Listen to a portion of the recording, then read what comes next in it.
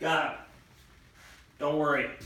It's not my 357 or my 30-06. It's my Buffalo Bill Collectible Scout air rifle.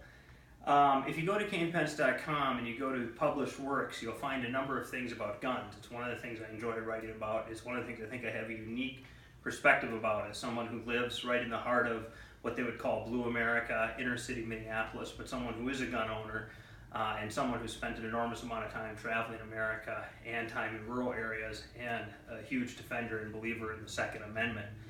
I believe that the Second Amendment and the right to own and bear arms is the fundamental right of American citizenship, the right that protects the other rights.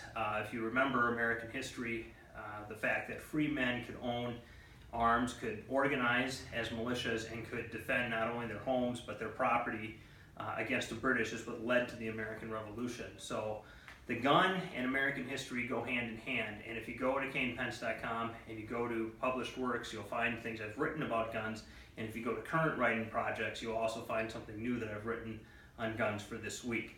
When you think about America, I want you always to remember how America was settled. America was settled from the east. So if we go back even about 200, 250 years ago, we found people on the eastern seaboard, and this huge expanse all the way to the Pacific Ocean was open land. It never would have been settled without the right to own arms. Not only did people own arms to protect themselves, to organize, to be able to defend themselves in a hostile frontier, they owned guns for food.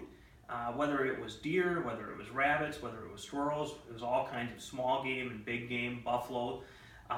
The fact that people had guns, they used them as tools. So when people try to compare America to Japan or South Korea or places in Europe, remember the history of America was the history of a pioneer people, a settler people.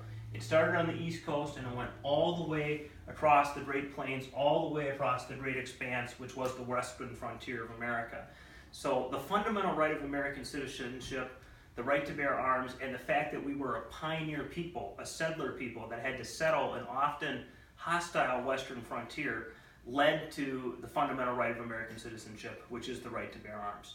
So I hope you'll go to Cain Pence and read about it, and stay tuned. I'm going to have a lot to say about guns in the future.